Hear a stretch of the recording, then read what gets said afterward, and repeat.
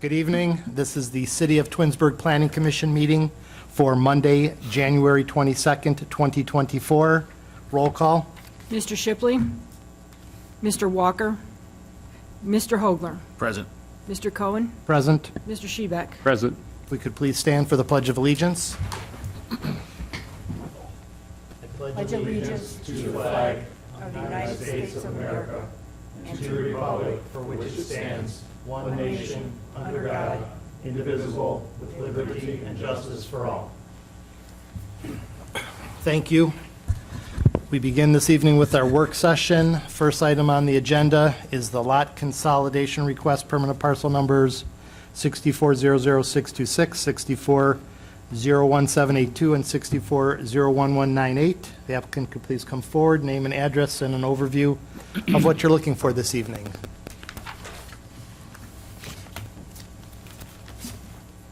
Good evening. My name is Megan O'Connor. I am here on behalf of 814 Development. Address is 1695 12 Mile Road, Berkeley, Michigan. And we are here seeking both the lot consolidation approval as well as the site plan approval for the proposed daycare on Aurora Road. We have been here once before for a working session, so I do want to just confirm that this would be for approval. This evening is for recommendation to council City for Council. the consolidation and dedication of right-of-way and final site plan approval for the site plan. Perfect. We're on the same page then. Yeah, we Wonderful. are. As you guys have reviewed the plans before, we've made a few adjustments, but sticking with the lot consolidation, I don't know that there's a ton to discuss. There's 3 parcels. We'd like to put it into one. And then we're also adding in the dedication, I believe it's 10 feet of public dedication for sidewalk. I think it's pretty straightforward as far as the dedication and lot consolidation go. Ed, did you have any comments or question on that aspect of this? No, sir. Steve? I'm good. Scott? Anything? Nothing from the city at this time. Thank Right. you.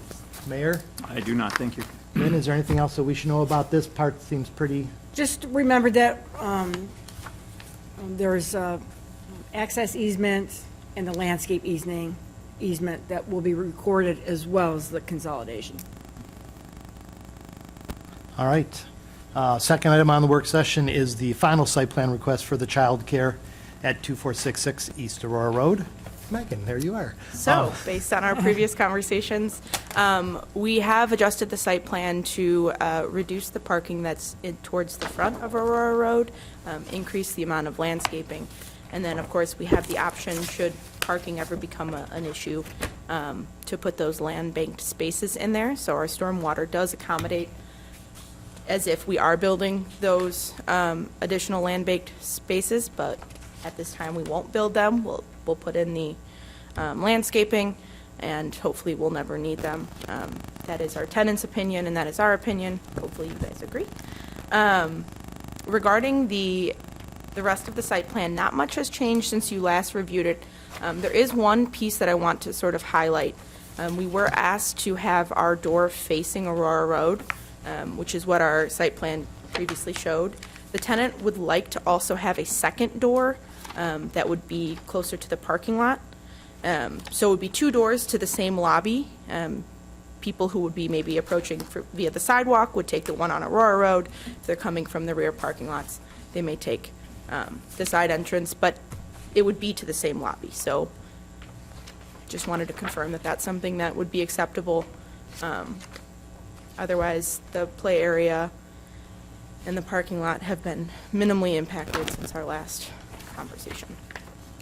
I don't see an issue with having the 2 entrances, and typically in the types of development where we're trying to address the street and yet have things in the back, it's a necessity, so there's no issue. I just want to thank you and your team for addressing pretty much all the things, not pretty much, I believe all the things that we had brought up at our previous meeting as far as the parking and pushing the building back and the landscaping. So I think the team did a good job, and I'm looking forward to seeing this move forward. Ed, comments or questions? No, sir. Steve? I'd just like to echo the chairman's comments. I agree. I think really pleased that you took our comments under advisement and altered everything, and I think it's going to be a nice design. Thank you. Scott? Only comment just on the agenda, I believe the address is wrong. Should be 2644 East Aurora Road, as referenced in the previous. Yes. Just as a Scribner's note. Same in the number 4, Mr. Chairman, of the regular meeting. Thank you, appreciate that. You, Mayor, anything? No, it was creative how you addressed having the door in the front, but also one on the back for functionality. So that's, and it goes to the same place. Yeah, it's a nice thought. Lynn, anything else that we should be aware of on this? We added some landscaping on the side of the play yard to sort of meet the standard that we developed as the zoning amendment, went to the voters and got revised within our code. So because of that, the play yard fencing was brought in a little bit and landscaping was added at that side yard. That is one additional change that was made since you last looked at this.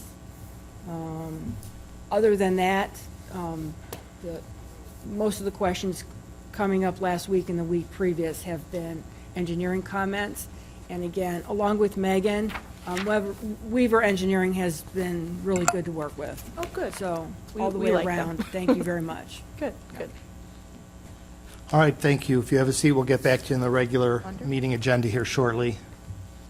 Third item on the work session is the final site plan approval for Pepperell and Fuchs Office Building 8093 Darrow Road. Applicant could please come forward, name and address, and an overview this evening. Yes.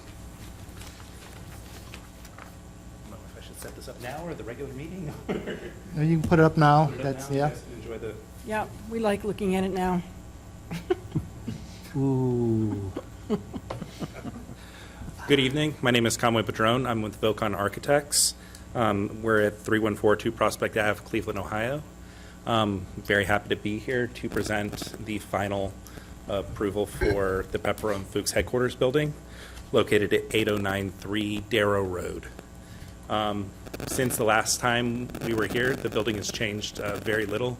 We have addressed some comments related to landscaping, and we've altered the accessory building slightly, mostly in materials. We've upgraded the materials from being a full CMU block building to now having some ACM metal panels on it to make it a little bit more aesthetically pleasing. In addition to that, we have increased the amount of stormwater retention on the site slightly and repositioned it slightly around the accessory building. The landscaping on the site has also been shifted somewhat. Some more trees have been planted on the front, and the paths in the rear have more connections now to the adjacent volleyball courts, basketball courts, and those sorts of things. Just a little bit of a refresher, the building is a 26,000 square foot office building. This is going to be done in 2 phases. We're presenting phase 1 right now. Phase 2 would be at a future point when Pepperell and Fuchs expands this part of their consolidation, using Twinsburg as their headquarters for the North America branch of their business. So they plan to shift some of their personnel from Texas up here in time. So once this is all done, then hopefully we'll be back in the future. Yeah. Are there any questions or comments or anything that I may have missed in my summary? Thank you. Lynn, so my understanding is, as conditions of approval for this, we're still going to need approval of the stormwater management by the city engineer, approval of the long-term maintenance agreement by the city engineer, and I guess final plan approval, as if some of your notes still show there were still a few things that were being reviewed by the city engineer in addition to those. Right, so that's correct. Okay. But oddly, the engineer's office and myself came up with a couple items that we later went, oh yeah, I saw that too. One of them being the clearing limits going beyond the sidewalk location, or the not clearing limit the tree preservation limit going beyond the sidewalk. And so the recommendation would be to maybe clear a 5-foot width, an average of a 5-foot width on the property side of the sidewalk, just to keep the sidewalk clear. And We have no concerns with that at all. to give it a We little actually- more intention in terms of it looking neater. All right. Well, and in fact, at the northwest corner, the tree clearing and preservation plan reflects a boundary that goes beyond the sidewalk. So that's not even possible. And so that, I think what we'd like to see is a revised site plan reflecting something more accurate, whether it's on the landscape plan or the site plan, to just indicate that in a true way in terms of how it really will be on the property. And then my other comments in the planner's report was the southwest corner, in this, yeah, this area down here, the vegetation is very limited, but it's indicated on the landscape plan that it'll remain a natural area. And then, on one of the sheets, there's a sign, a ground sign, a monument sign at that location indicating the owner. And so all those things can't be true. It's just because the landscape plan isn't meshing with the other plan documents. And so I wouldn't necessarily say that corner had to be landscaped, but I think the clearing limits or whatever is happening should be established on a site plan. Absolutely, yes. We do intend to clear upwards to 25 feet from the sidewalk in order to maintain visibility to that sign. There's some scrubby weeds and some nastiness that's going on. Yeah, it's pretty weedy You wanna- at that location. Yeah. I tried to snip a ground shot photo out of Google Earth into the planner's report. It sort of copied. If you looked at it, you can see thistles and other weeds growing in there. Yeah, it's so weedy, you can Yeah. barely see the weeds now because of the snow. We'll handle that as a final approval by city Okay. engineer and city planner to Okay. encompass those comments that you brought Okay. up and that the applicant has agreed to address. Sounds good. All right. Ed, comments or questions on this? No, sir. Steve? I have nothing, thank you. Yeah, I think it looks good. I think it'll be a nice addition to the community. You understand that it's a Phase 1 only, so we hope to see you back for Phase 2, and I'm sure they do too. Scott, anything on this? No, it looks great. Like, Mayor? nice building. I'm good, thank you. All right, we'll get back to you in the regular meeting portion of the agenda. Leave this here for that. Yeah, that's fine, you can leave it there. Lynn is, and I don't know if I should be asking, is it possible that we don't handle the zoning code amendment at this time and we just deal with it in the regular meeting I'm sure portion? the applicants would love that. Are you okay with that? Unless you guys want to stay around and listen to the law director talk about zoning code reinforcement? Okay. All right, so it's 7:13 on the official clock of David.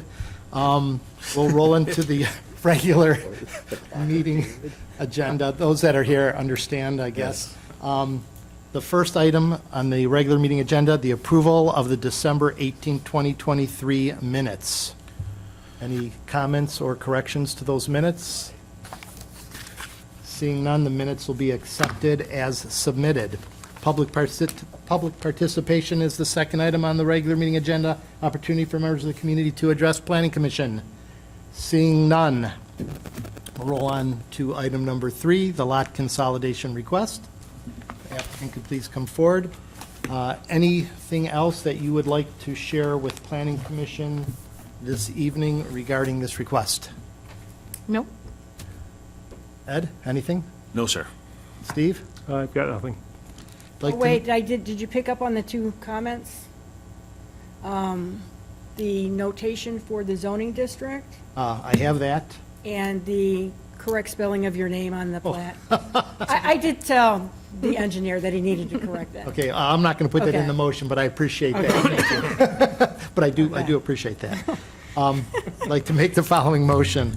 Upon reliance upon representations made by the applicant and their representatives, along with the submitted lot consolidation and right-of-way dedication plat for 2644 East Aurora Road, permanent parcel numbers 64-00626, 64-01198, and 64-01782, date stamped received January 2nd, 2024.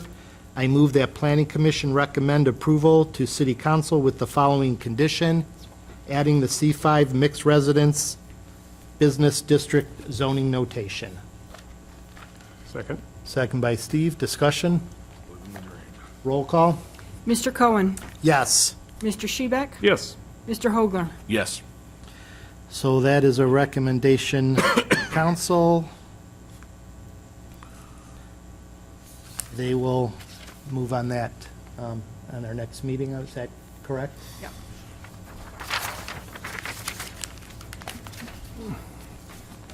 Next item is the final site plan approval for the child daycare, 2644 East Aurora Road. Anything else to share with Planning Commission this evening? Nope. Ed, anything? No, sir. Steve? No, I'm good, thank you. Lynn, I believe is conditions of their approval, one would be approval of the lot split and consolidation, lot split. It's not the approval lot split, it's the consolidation and right-of-way plat.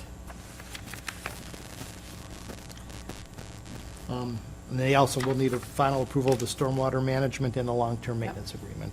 Okay. Make the following motion: upon reliance upon representations made by the applicant and their representative, along with the submitted site plans and landscape plan for 814 Services LLC Childcare at 2644 East Aurora Road, date stamped received January 10th, 2024.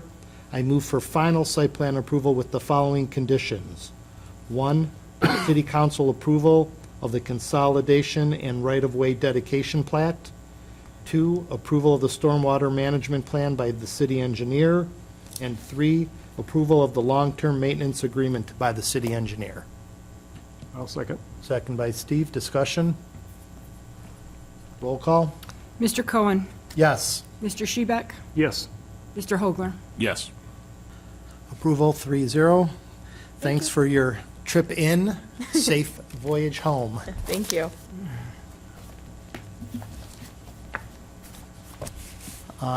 Next item on the regular meeting agenda is the final site plan request, 8093 Darrow Road. The applicant could please come forward. Anything else that you'd like to share with Planning Commission this evening? Not unless you want to see some more renderings or some They elevations do look or something. awesome, yeah. We always like pretty pictures. They always look nice. Obviously, more important to the Architecture Review Board than it is us, but Of I course. always still like to see them. Let us know what we're looking at. Ed, anything else on this? No, sir. Steve? Nope, I'm good, thank you.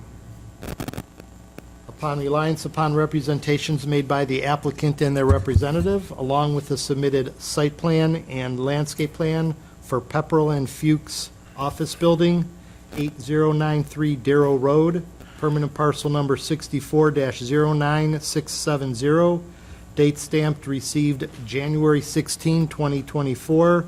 I move for final site plan approval with the following conditions: approval of the stormwater management plan by the city engineer, approval of the long-term maintenance agreement by the city engineer, and final plan approval by the city engineer and city planner. I'll second. Discussion? Obviously, those, that last one is all-encompassing. The Right, comments that I came love up that. Earlier to do, or else I'd still be writing. Yes. Roll call? Mr. Cohen? Yes. Mr. Shebeck? Yes. Mr. Hogler? Yes. Final site plan approval 3-0. Thank you very much. Thank you much. Have you been in front of Architectural Review Board? We were here last week, yeah. Okay, so now it's finish everything up and get it submitted, so Exactly, now it's deadline mode. outstanding. Thank you. The next item is the zoning code amendment, Part 11 of the Planning and Zoning Code, Chapter 1197, Administration and Enforcement. Matt? Thank you.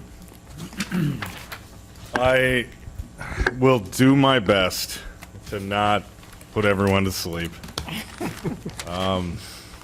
And please, so I've been sitting here, I'm like, oof. It's a tough sell from the standpoint of how do you get through some arguably boring lead up to a really good, important, I would argue, key component, at least to the success of the city's built environment moving forward, or the retention of the success of the built environment. But you'll have to bear with me. I'm going to say a lot of numbers, and we'll talk about some sentencing guidelines. This might be the kind of thing you'd see on like C-SPAN in the old days when you were going through with the remote and you'd quickly move on. So, but without further ado, we'll start a little bit with the background here. And I promise there's a joke at council meetings that once I start going, I sometimes don't stop as it relates to talking, but that's what the gavel's for. I see you're already ready, you're well trained in this. So at the end of, or towards the end of this past year, City Council passed a motion directing staff to review the various enforcement penalties that we have within our building and planning and zoning codes.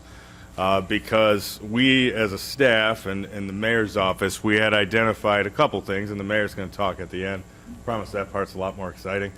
But we had identified that the penalties and the framework for enforcement was just all over the place within the building and planning and zoning codes. So I brought that, the mayor brought that to the attention of the council.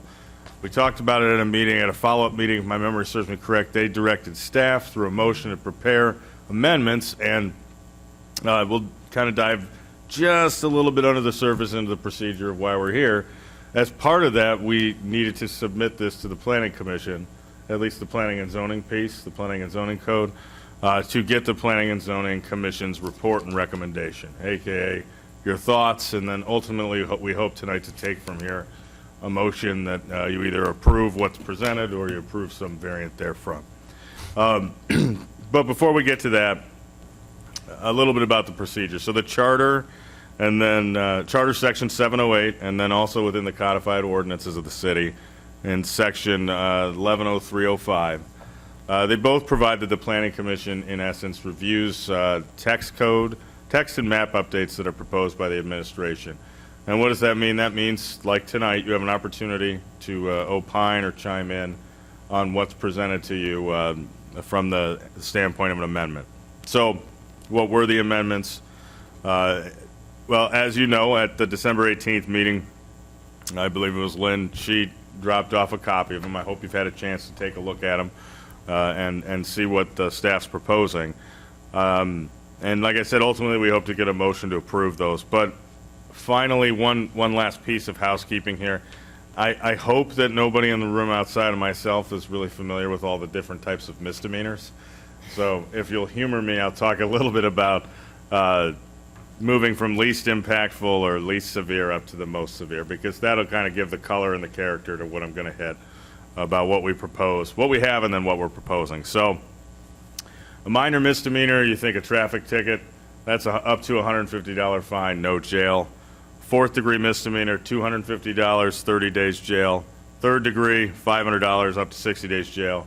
Second degree misdemeanor, $750, up to 90 days jail. First degree misdemeanor, up to a $1,000 fine and up to 6 months in jail. And then finally, there's this bucket outside of the classified misdemeanors referred to as the unclassified misdemeanor. And that is kind of if you have a variation therein within that penalty framework, and we'll see this here in a second. So, for example, if you wanted to just set a $500 fine with no jail piece, you'd classify that as an unclassified misdemeanor. Don't worry yourself too much about that part right there. That's kind of more for how the judges handle sentencing. But it's important to know that gradient as we talk about what we're going to recommend here. So before we dig into what we have proposed, I will just note, and I'll do like I did with council, I'm going to do selected examples here as opposed to going line by line through the proposal that you received back in December. But I thought about this in anticipation of tonight's talk with you guys, and I was kind of like, the enforcement is all over the place, and I thought to myself, and I wrote this down on my notes here, both literally, it's all over the place, as we've seen in the document, and on the impact for the offender. So we have this wide range of penalties, and like I said, I'll just do kind of a selection here. So we'll definitely do the one that directly affects planning and zoning. You have violations of the planning and zoning code, unclassified misdemeanor with a range of financial penalty from $150 to $500 fine. And then we have carved out a separate subdivision regs violation within that same chapter that is $100 to $500 fine as opposed to $150 to $500. And then only for the subdivision piece, you have a subsequent offender enhancement that moves it up to effectively a first-degree misdemeanor with a $1,000 fine and up to 6 months in jail. And this is generally when people start dozing off, so I get that. You know, we're talking about a lot of random penalties here, but the reality is you compare that, which I can't, you know, I personally think that's a little just kind of all over the place, like I said. You compare that to our building permits. So people that don't get a building permit, it's a $50 civil forfeiture effectively, where there's a $50, it's not a fine in the sense that you would charge them, but it reads as if it's a forfeiture to the city of $50. And then a final selection, I like this one in contractor registrations. That's a M1, up to $1,000 in 6 months. So a contractor could fail to register themselves just as a business, and that's a first-degree misdemeanor, which is the highest penalty that a municipality can levy. But they could skip getting a building permit, and that's only a $50 fine to the building department. You know, and that was kind of what, you know, those discrepancies really prompted this.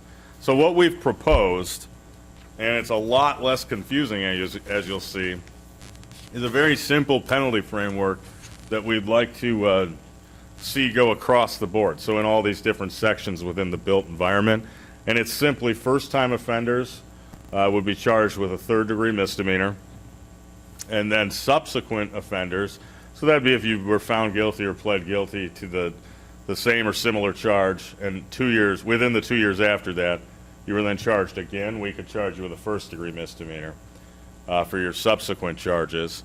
And I will tell you this, I have been asked this question a lot over the years, and when I have these conversations about increasing penalties, because Twinsburg's not alone. A lot of Northeast Ohio cities, especially older ones like Twinsburg that have been around for more than a couple decades, they have these older codes, and they have sometimes all over the place regulations like we have here, but they always have just this old penalty framework. It had a lot of $50, $100, $150 fines, and I will tell you, I've been on both sides of this. I've prosecuted land use violations. The $150 minor misdemeanor of the old days just isn't really a stick that incentivizes compliance with our local codes. So I always like to end these talks with just the simple idea that I have done this before, and I will tell you, nowadays, I have seen actors that didn't admit it to me in the courtroom, but I can tell they've just built in the cost of, the worst case scenario is I get a $150 fine at the Stowe Muni Court. It's going to take 6-7 months. I'm going to get a defense attorney who I don't have to pay all that much to because it's a minor misdemeanor, so they're not going to be doing a lot of work on it. And we're sitting here as a city, and we're like, oh, okay, that's the process. And there's nothing we can do about it on that front. But what we can do is we can carve out the ability, and this is the part I really want to stress, the ability to charge at levels that carry significant penalties. Now, it's very important that I like to use the word ability, or we can charge up to this. We don't, if it's a third-degree misdemeanor, that doesn't mean we're seeking jail every single time. That just means the possibility's there for the worst of the worst offenders. So in a criminal case, we would have a recommendation of what we would like to see from the judge if the individual is found guilty. So this one, I can think of one person in my career that actually ultimately was sent to jail, but for a collection of reasons, and it was a very unique bad actor. Normally speaking, we don't have to bring the full stick out, if you will. But I will tell you that just the ability for the city to use third-degree misdemeanors and then first-degree misdemeanors for our worst offenders is a very big incentive in itself. So ultimately, that's what we're proposing. We're proposing it across all of these different sections. And final note with that, from my experience, uniformity is important. It's not just an administrative nightmare, it's also helpful for the people in the community. They can call in and talk to Lynn, they can talk to the mayor, they can talk to myself and say, what's going on? What am I looking at? And we're not sitting there like, oh, let me get back to you in 2.5 weeks after I go through 5 different sections and figure out which ones applies. We can say, listen, it's a third-degree misdemeanor, and then a first-degree misdemeanor for subsequent offenders. So I think I blew past the 2 minutes I had allotted for this part, but I would love for you guys to hear from the mayor, because his talk will likely have less to do with sentencing guidelines and classifications of offenders. So thank you. Happy to answer any questions. That's why I'm here. I would love to tell you what kind of prompted all of this, okay? Since I've been in this position, I've had various occasions where, the building official will come to me and say, we've got this business operating, and they've been there for months, and they don't have an occupancy permit. And I would say, well, why don't they? Why are they operating? And he would say, well, because that's how we've operated here. We've sent out the notices, we've sent out, the warnings, we've sent out everything, and they ignore our notices, and they basically go in the trash can. So of course, from there, I go to his office and I go, why can't we take these people to court? What are we doing with this? And he would say, well, they've never done that here before, and Twinsburg has never done that. We've sent out these scary notices and these threats, and then once they ignored us, and life just went on. And so little by little, I'm finding more and more of these businesses and residents operating outside of our ordinances and codes, because they've been sent all the threats, they've been sent the notices. We had nobody followed up on that for whatever reason, and I'm not pointing fingers at anybody, but because they felt like they didn't have a vehicle to get to the court system down in Stowe. And then when I brought it to Matt, he says there's no, he looked through it, there's no teeth here, there's nothing. Even if we tried to bring them there, our code and ordinances we have, it says a misdemeanor, but a misdemeanor of what degree, okay? So where are we going with this? We don't have anything. That's what prompted it to go to council to try to set the fees, and we've had various meetings over this over and over again. And just a few examples, we have a business that's been here for quite a while, still operating without a permit, never got an occupancy permit. They've sublet part of the building, and then I happened to notice one day that they started tearing walls down inside. I go to the building department. Do they have a permit for this construction they're doing? They're tearing down walls. How do we know that they're not, weight-bearing walls or whatever? And so he goes over there, tells them, you got to stop this. You can't do this. You don't have a permit. Nothing. They ignore it. And life went on. They went through, they completed their project. Thank goodness the building's still standing, okay? And, I mean, that's just one example. We've got another example of, one of the town's biggest complainers for several years. Her own family, her son-in-law had a place down here. It was a fireplace shop, and, told before he even moved in there that he needed to put a parking lot into this area. Never did it. He's been operating out of there. He operated out, kept going, kept doing whatever he wanted to do, because, the word got out, not only residentially, but on the business side. Don't worry about it. If you just ignore Twinsburg, they'll go away, okay? Well, that stops now. We're not going away. We're going to bring everybody into compliance. We're not going to put up with that. So what happens now, how that operation without the parking lot surfaced was he sold the building. And so the new owner calls and wants to get a permit, and he stopped in the building department. They said, wait a minute, do you have a permit to be in there? No, he didn't have a permit to be in there. The way he got around it was, from what I understand, he paid cash for that. Because my question was, where was the escrow people? Where was the bank?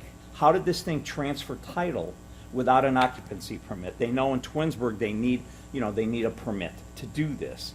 And so when it's a cash deal, it doesn't go through any of those. It still had to be filed in Cortland. I don't understand how this transfer title, and nobody caught that they needed a permit to operate there. So now this guy wants to put in a yoga studio, okay? So they go over there, the fire department goes over there for inspection and whatever. They find out that there's no furnace in this building. There never has been. They're heating it by a fireplace, which, again, from what I understand, according to the building commissioner, that's against the state code. Right, Steve? That's what I hear. You can't heat a building by a fireplace, okay? And maybe especially a building. Maybe in the 1800s, but not. Right. 1880, yes. 1880 yoga. Yeah, you that could do it, changed the yeah. orbits like a. Oh, yeah, right, exactly. So, so now, of course, Reenactors. when they don't get what they want over there, they call the mayor, okay? Because they want to be exempt. Why can't we do this? The last business was here, they operated. Well, they did because, again, the notices went out, the threats went out, everything went out. He ignored them, threw them away, kept throwing them away. And finally, the city went away and said, okay, why nobody took it to the next level, I don't understand, okay? I happened to, I talked to Lisa Coates, the judge over there in Stowe, and I said to her, I says, are we able to bring our cases into the court there? Our property maintenance cases and our code, occupancy and so on. She goes, yeah, absolutely. She says, Hudson does it all the time. I says, well, I've been told that, we were told in Twinsburg that we didn't, that wasn't available to us. I don't understand why it's not. She said, Sam, it's absolutely available to you. So that's when, again, I turned to Matt, and then I talked to Keith, and I says, start making file of all these businesses and all the residents that are ignoring us, because, it continues to go on and on and on. We got sign problems, okay? I spoke before the ARB at the end of last year, because all these plazas have sign programs, okay? They're ignoring the building department when we tell them you can't put that kind of sign there. They've got to be the same or the same color, okay? You go look at Massara's Plaza, go look at the plaza down over there. I'm having a problem with the guy on Darrow Road. It's a smoke shop. Smoke shop. They all have white signs there. This guy puts a black sign up there, okay? Black sign, black monument sign. So I said, go tell him to get that off of there. Take it down. They go over there. He took down the wall sign, but not the plaque sign. So now I got the plaque guy comes in here last week. He's screaming at the building department, the gals in there, and to the inspector. They're not paying attention to us. They need to know that we're here. Twinsburg's here. We have codes, we have ordinances, and now we have a court that we could take them to, and we've got teeth behind what we have written there. So, and again, not to belabor this thing, I'm just trying to give you the Reader's Digest version. That's the reason for all this. I want the residents, as well as, we got residents with stupid signs, temporary signs in their yard, in the right-of-way, that's been there probably for 2.5 years, told to take it down. He wouldn't take it down. It stayed there and stayed there. Finally, last week, I don't know if it blew down or how it came down. And unfortunately, or fortunately, it was a Trump sign. Trump had nothing to do with it. The fact was it was attached to his mailbox, it was in the right-of-way, and it doesn't belong there. We have a temporary sign ordinance that I believe it's 60 days. Scott, you guys just passed something. I don't know if it was 60 days or whatever. So, Yeah, 45 or 60. or 45 or 60 days. This thing's been there for 2 years, all right? It's time to come down, dude. Put it in your yard, I don't care, but get it out of the right-of-way, And so, of course, you know, one of our other luxurious residents took off with it on Facebook, on the Twinsburg Roundtable, and said, you know, they're against Trump, and you know what, it has nothing to do with that. It has everything to do with, this is Twinsburg, we have codes, we have ordinances, you folks are gonna follow them. You know, like the plazas that have now all different signs, look at Massar's, it drives me crazy. Darrell Road, we finally got this guy fixed, the sign company, he's going to comply. I don't know if he took that monument sign down yet, but he's gonna comply. He said that he understood and that he's gonna, and he never got a permit for the sign. Never got a permit, nothing. And these people are just doing what they wanna do, and it's time we stop. This is Twinsburg. I'm not gonna look like a ghetto. That's just not gonna happen while I'm sitting here. So we're going after it, and that's why, you know, Matt did all the work, and thank goodness we've got we had a new prosecutor. We changed prosecutors. Frank left, he on his own accord. We hired this gentleman, Jordan, a young guy, knows the court system, knows everything, and he's had the practice with his other communities of taking these types of situations to court. So with his help and Matt, and actually we had the folks in the law director from the city of Stowe. They have an excellent program down there that they take all these cases to court. And they brought us all their paperwork, they brought us their ordinances, they brought us everything, and it's very successful. And they have a zoning manager there. So, you know, these guys came in and talked to us, they showed us all their stuff. We've got copies of it. It's gonna be coming to council soon that we could pass some of those things, but I think it's a necessary evil, and I would really appreciate if you guys would help us out and give us the teeth that we need to be able to go forward with this and kind of clean it up a little bit and straighten it out. That's all. Thank you. So, I'm not an attorney, but I play one at home. No. You stayed at Holiday Inn Express. That's right. So, I mean, too. there's a lot here that, and I mentioned to Lynn, is really, it's interesting that it's a planning commission thing to look at, only because that's what it says we do. It's really not a planning commission thing in some, if you understand what I'm saying. But I have two comments to make. One, I like uniformity. I have an anal characteristic, my wife will tell you that. So simplifying and putting the things with it that carry the same penalties is not a bad thing. The second thing is I think we're actually letting people off the hook pretty lightly, at least when it comes to building permits. I can tell you pretty much as an architect in the communities we deal with, if you don't apply for a building permit and you find it and you have to go back, it's usually at least double the cost of the original permit. And those permits aren't $100 or $200, they're thousands of dollars. So I think, again, we are giving you some teeth in doing this. I still think in some regards it's a pretty little slap on the wrist. Like you said, figure $500 into the overall cost. You know, there's a saying, it's easier to ask forgiveness than it is permission. For $500 on a big project, it's a nothing. So it is better than what we had. Yep.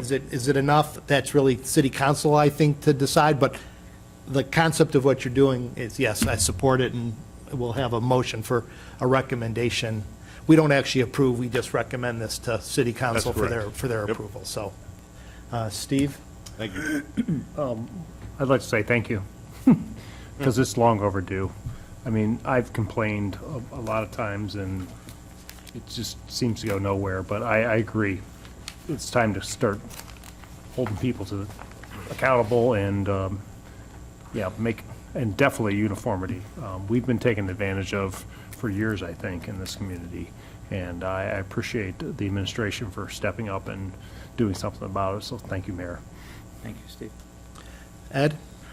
I'd also, agree with you, gentlemen. But to add, like you said, the $500 isn't a lot when you're talking about building it into a budget. But I think pairing it with jail time as well, when needed, that's where when you were going through that, that's where I think that the teeth is at. Correct, yes. And again, getting things uniform, I'm all for that. And Mayor, I appreciate your giving some background to it, being new into the city and seeing all that. I can feel the passion in your voice, and I think it needs to happen, yeah. Thank So, you. there you go. Scott, any comments? No, I would echo your comments, Mr. Cohen. Uniformity, I think, is key.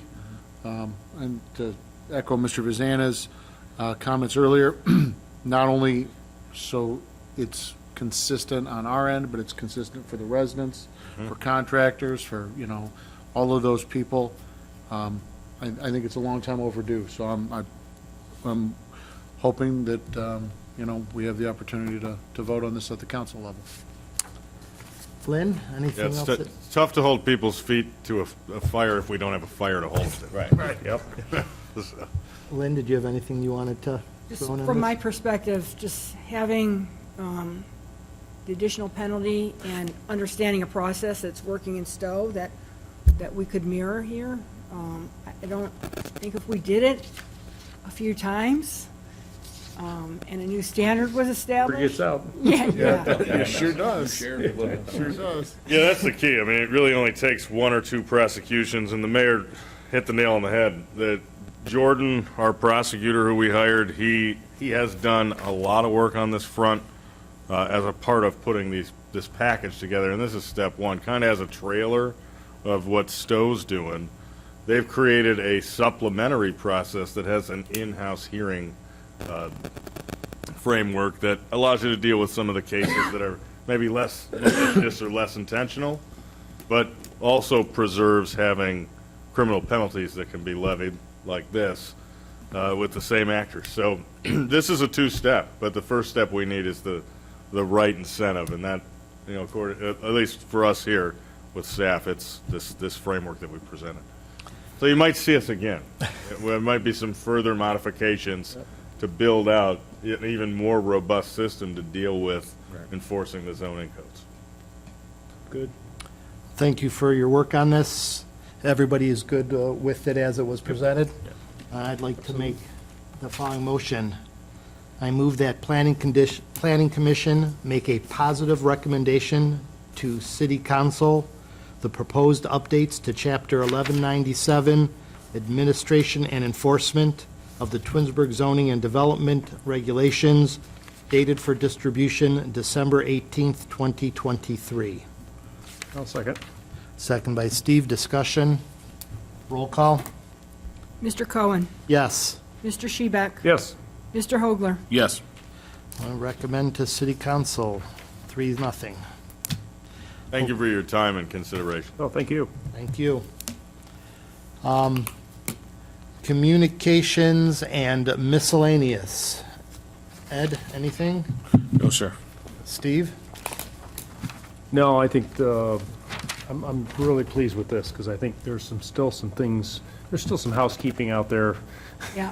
that needs to be caught up on with some non-compliant folks that we've talked about here several times in meetings, so I'm glad to see we'll actually have some teeth to go after them with. Great, thank you. I just want to welcome Scott to our monthly or more meetings. That's right, he's back. It's back. It's hard to keep a good man down, no matter how hard we try. That's right. Well, welcome. Do you have anything in miscellaneous this evening? No, it's good to be back. I always enjoy this commission and appreciate what you folks do up here. It's I don't know, I consider this, you guys are on the bleeding edge. You know what's happening before council knows what's happening, so I like to sit here with the decision makers. Thank you. Good to be back. Thank you. Mayor, anything under communications and miscellaneous? No, I have nothing further but to say thank you to this board for all you guys do, because you Thank do a you. great job, all of you. And it's not because you're sitting here and I'm talking to you. but I would say that behind your back as well. Thank you, appreciate that. Lynn, anything for us to look forward to going forward? I just pulled the files and brought them with me, and these are all projects that you have reviewed at least once through a conditional use permit process or otherwise, and I would expect the child daycare, the Kitty Academy on Creekside Drive, to be on the agenda next month. That was a conditional use permit. We have one of our offenders, as we've discussed tonight, JC Landscaping, East Aurora Road, conditional use permit for outside storage, working with his engineer to come back. We'll be starting from scratch on that one. Let's Get Moving, conditional use permit, Dutton Drive for self-storage and outdoor storage. This project's still alive and kicking. Deer Run Apartments, conditional use permit for the clubhouse and pool. This is still kicking as well, but will not likely be next month ready. And Extra Lee Storage Yard, conditional use permit. Spoke with them last week. They are also still in the mix here and looking to get on an agenda. So you've seen all these before. There's nothing new that we're reviewing at this time. Well, all Oh, and these conditional use permit ones, they're coming for site plan approval Yes. based on it in order to implement all the Yes. things that are part of the conditional use Correct. request. I think it's very slow going to get financing out there in the world, and a couple of these have been hung up by Army Corps permitting processes. Whole new world. Yeah, So that's February 26th. yeah, because we have President's Day in there, so we're. Yeah, that's the PC meeting. Yeah, So they have a few things to, February 26th. still have a little time to Yep. get cracking. Anything else to share? We're hard and heavy on the zoning code update, so maybe next month I'll bring a couple items Oh. to consider. I'm hoping to have the final map next month, and maybe we can take a look at that as a group. Excellent. All right, thank you for all that. I need a motion to excuse Craig and Michael from this evening's meeting. So moved. Need a second? Second. Discussion? Roll call. Gosh, I'm out of motion-making squares here. That was Steve. Yep. Mr. Shebeck, Yes. Mr. Hogler, Yes. Mr. Cohen. Yes, officially excused. Thank you, everybody. 7:52 adjournment.